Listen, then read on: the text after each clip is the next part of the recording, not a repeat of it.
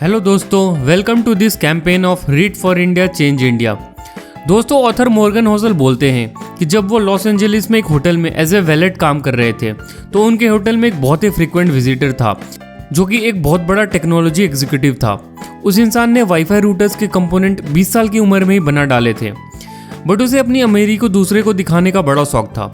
एक दिन जब वो होटल आए तो उसने अपने कलीग को बहुत सारे डॉलर्स कैश में दिए और उससे बोला कि एक ज्वेलरी शॉप जाकर उसके लिए थाउजेंड्स ऑफ गोल्ड कॉइन ले आए। एक बार उसे गलती से होटल के रेस्टोरेंट का एक लैम्प टूट गया तो होटल के मैनेजर ने उसे $500 एज ए कॉस्ट मांगा, तो उसे इस बात पर बहुत गुस्सा आया और उसने उसी समय $5000 मैनेजर को पकड़ाया और बोला कि आगे से उसे पैसे मांगकर उसका इंसल्ट ना करें। दोस्तों, आपको क्या लगता है इस इंसान का ये बिहेवियर कब तक चलता रहा होगा? ऑथर बताते हैं कि कुछ ही साल के बाद जब वो उससे फिर मिले तो ही वॉज बैंकरप्ट। 2014 में दोस्तों अमेरिका में 28,13,503 लोगों का डेथ हुआ था और इनमें से सिर्फ 4000 लोगों का नेटवर्थ $8 मिलियन था जब उनका डेथ हुआ था, और इन 4000 लोगों में रोनाल्ड रीड एक थे। दोस्तों, रोनाल्ड रीड एक रूरल फैमिली से बड़े हुए थे। अपनी पूरी फैमिली में ही वॉज द फर्स्ट ग्रेजुएट। उनकी लाइफ में कुछ ज़्यादा बड़ा सक्सेस नहीं रहा और उन्होंने 2 बेडरूम के फ्लैट में लगभग अपनी पूरी जिंदगी निकाल दी। लेकिन उनके डेथ के बाद उनके विल में उन्होंने $2 मिलियन अपने बच्चों के लिए और $6 मिलियन लोकल हॉस्पिटल और लाइब्रेरी के डेवलपमेंट के लिए डोनेट कर दिया था। रोनाल्ड रीड के लाइफ में कोई भी बड़ा सीक्रेट नहीं था, न ही उन्होंने कोई लॉटरी जीती थी, लेकिन उन्होंने अपनी पूरी लाइफ अपने मनी का वैल्यू समझा और ब्लू चिप जैसे फंड में इन्वेस्ट करते रहे एंड ही वेटेड पेशेंटली। और दोस्तों, his money compounded to $8 million. तो ये 2 एग्जांपल्स है जिसे हम 2 डिफरेंट लोगों की मनी के लिए डिफरेंट माइंडसेट देखते हैं। और आज हम एक ऐसी ही बुक डिस्कस करेंगे जिसका नाम है द साइकोलॉजी ऑफ मनी। दोस्तों, आप लोगों ने बहुत सारे वीडियोस या बहुत सारी बुक्स पढ़े होंगे जिसमें ये बताते हैं कि कैसे पैसा कमाएं या फिर हम अपने पैसे को कहाँ और कैसे इन्वेस्ट करें। लेकिन ऑथर मॉर्गन होसल ने इस book the psychology of money में हमारे माइंडसेट टुवर्ड्स मनी को डिस्कस किया है और ऑथर इसे सॉफ्ट स्किल बोलते हैं टुवर्ड्स द मनी माइंडसेट। दोस्तों, इस पूरे बुक के लेसन्स को ऑथर ने डिफरेंट स्टोरी से रिलेट किया है जो हमें प्रैक्टिकल अंडरस्टैंडिंग देता है उन लेसन्स का। तो चलिए हम आगे बढ़ते हैं और इस book the psychology of money से कुछ सीखने की कोशिश करते हैं। 2016 में 2 इकोनॉमिस्ट उल्रिके मैलमेंडर और Stefan Nagel from National Bureau of Economic Research ने अमेरिका के लोगों के फाइनेंशियल माइंडसेट पर रिसर्च किया। उस रिसर्च के अकॉर्डिंग थियोरेटिकली अगर लोगों को इन्वेस्टमेंट का डिसीजन लेना हो तो उनके पर्सनल गोल्स और टाइप ऑफ इन्वेस्टमेंट पर डिपेंड करेगा। लेकिन दोस्तों, प्रैक्टिकली लोग ऐसा नहीं करते हैं। वो अपने इन्वेस्टमेंट को अपनी पूरी लाइफ का एक्सपीरियंस ऑन फाइनेंस से कवर करते हैं, ना कि अपने फ्यूचर गोल से। इकोनॉमिस्ट का बोलना है कि an individual willingness to bear risk depends on their personal history and not on their future goal. दोस्तों, चलिए हम इस कंसेप्ट को एक एग्जाम्पल से समझते हैं। The lowest income group people in US on an average $412 per year lottery tickets खरीदने में खर्च करते हैं। वही लॉटरी टिकट्स जिसमें 1 इन ए मिलियंस का चांस होता है जीतने का। दोस्तों, ये वही लोग हैं जिनसे अगर इमरजेंसी में $400 निकालने बोला जाए तो शायद इनके पास उतने पैसे भी ना होंगे। इन लोगों को लाइफ में आगे बढ़ने का और अमीर होने का सिर्फ एक ही रास्ता दिखता है। दोस्तों, हमें इनकी बातें समझना है, बट ये लोग इस चांस पर ही भरोसा करते हैं। और ऑथर बोलते हैं कि सेविंग और इन्वेस्टमेंट में लगभग सभी लोग न्यूबॉर्न बेबीज हैं और इसलिए ज़्यादातर लोग इन्वेस्टमेंट में वो काम नहीं करते जो उन्हें करना चाहिए। तो चलिए हम आगे बढ़ते हैं और देखते हैं how Bill Gates got rich. Author बोलते हैं कि लक और रिस्क सगे भाई के जैसे होते हैं। नथिंग इज एज गुड और as bad as it seems. In 1968 there was 303 million students in world जो हाई स्कूल गए थे। इनमें से 18 मिलियन लिव्ड इन यूएस और इनमें से 2,70,000 लिव्ड इन वॉशिंगटन स्टेट, और दोस्तों इनमें से 1 lakh lived in Seattle area. And out of this only 300 students attended lake side school, जो कि पूरे वर्ल्ड में एक ही ऐसा स्कूल था जिसमें उस टाइम कंप्यूटर था। और दोस्तों, बिल गेट्स इन 300 स्टूडेंट्स में एक थे जो स्कूल में पढ़ने गए थे।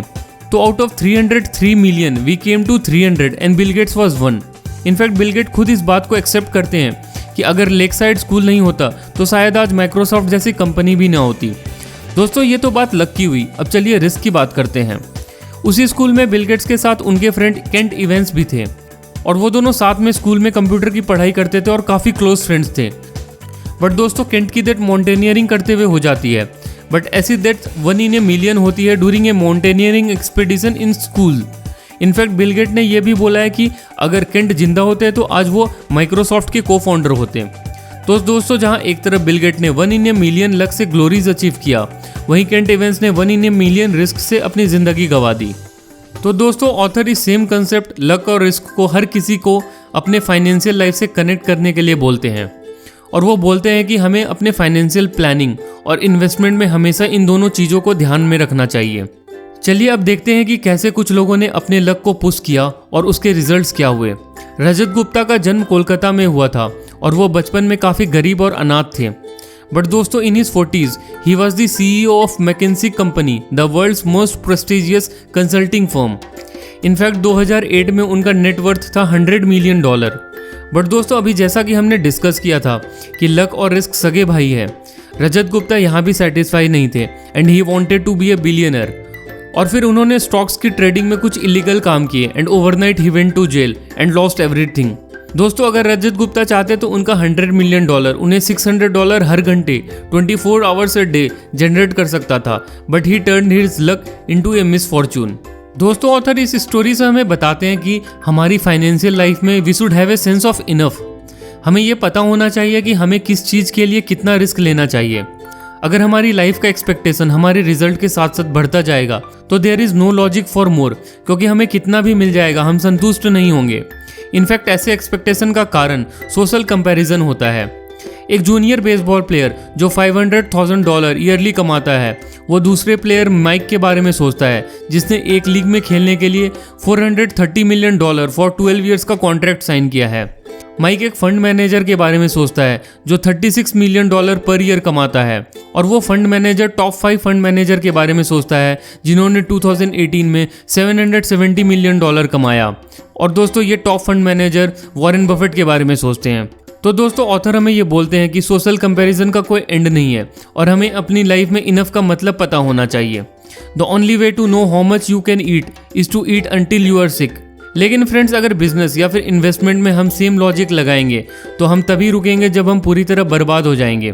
तो फ्रेंड्स ऑथर बोलते हैं कि there are many things never worth risking no matter the potential gain. दोस्तों वॉरेन बफेट का नेट वर्थ है $84.5 बिलियन, लेकिन देखने वाली बात यह है कि आउट ऑफ दिस $84.2 बिलियन उनके 50th बर्थडे पर आया था। दोस्तों ऑथर बोलते हैं कि सभी लोग वॉरेन बफेट के एक सिंपल फैक्ट को हमेशा इग्नोर करते हैं, और वो ये है कि वॉरेन बफेट का फॉर्चून उनके सिर्फ अच्छे इन्वेस्टर होने से नहीं बल्कि he was a good investor from his childhood days. और दोस्तों ऑथर इसी को कंपाउंडिंग का नाम देते हैं। वो बोलते हैं कि हमारा दिमाग हमेशा लीनियर थिंकिंग में ही काम करता है और एक्सपोनेंशियल थिंकिंग हमारे लिए डिफ़िकल्ट होता है। फॉर एग्जाम्पल अगर आपको बोला जाए कि 8 + 8 + 8 + 8 + 8 + 8 + 8 कितना होगा, आप तुरंत बोल देंगे कि 72। बट यही आपको बोला जाए कि व्हाट इज़ 8 × 8 × 8 × 8 × 8 × 8 × 8, तो दोस्तों शायद आपका दिमाग एक्सप्लोड हो जाएगा। तो द सेम कंसेप्ट हमारे पैसे के साथ भी है। हम हमेशा पावर ऑफ कंपाउंडिंग को इग्नोर करते हैं क्योंकि ये हमारे इंट्यूशन में नहीं होता है। ऑथर बोलते हैं कि गुड इन्वेस्टिंग का ये मतलब नहीं है कि हम कितना हाईएस्ट रिटर्न अर्न कर रहे हों, but it's all about earning good returns for longest period of time. दोस्तों कंपाउंडिंग का कंसेप्ट तभी काम करता है जब हम अपने एसेट्स को टाइम देते हैं ग्रो करने के लिए। It's like planting a tree and waiting for its fruits. The next lesson is tells you win. Author बोलते हैं कि जरूरी नहीं कि हम हमेशा सही हो, लेकिन हम फिर भी अपने 10 डिसीजंस में से 2 सही डिसीजन की वजह से जीत सकते हैं। दोस्तों वॉल्ट डिज्नी अपने स्टार्टिंग के डेज में बैंकरप्ट हो गई थी।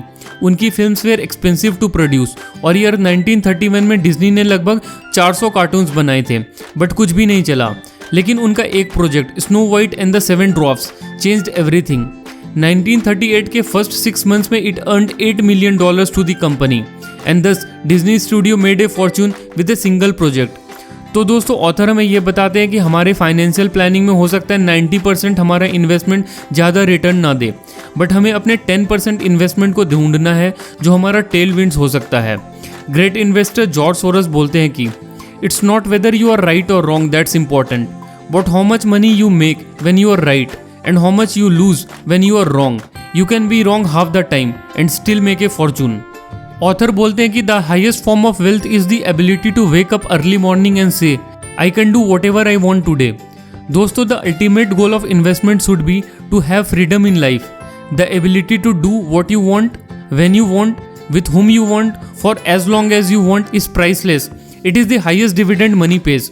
दोस्तों, पैसे का ये मतलब होना चाहिए कि हमारी लाइफ में इतना फ्रीडम हो कि अगर हमारी नौकरी ना भी हो तो हम कुछ महीने अपनी ज़िंदगी चला सकें, या फिर हमें मजबूरी में कुछ ऐसा काम ना करना पड़े जिसमें हमारा मन नहीं लग रहा हो।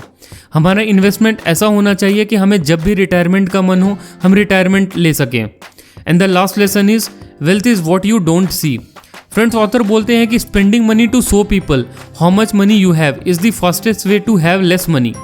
हर कोई इस दुनिया में अपने को अमीर दिखाना चाहता है और इसके लिए वो पैसे खर्च करता रहता है उन चीज़ों पर जिन चीज़ों की उसे ज़रूरत नहीं होती है। ऑथर बोलते हैं कि there is a lot of difference between being wealthy and being rich. Author बोलते हैं कि पैसे के मामले में हमारा एम होना चाहिए टू बी वेल्दी। हमें अपने फाइनेंशियल प्लानिंग में सेविंग मनी के कंसेप्ट को सबसे ऊपर रखना चाहिए। हमारी लाइफ का डिज़ायर दूसरों को दिखाने का नहीं बल्कि कम खर्च करके रियल वेल्थ ग्रो करने का होना चाहिए। And friends, we don't need a specific reason to save. तो दोस्तों, ये कुछ लेसन थे जो मैंने आपसे इस book the psychology of money से डिस्कस किया।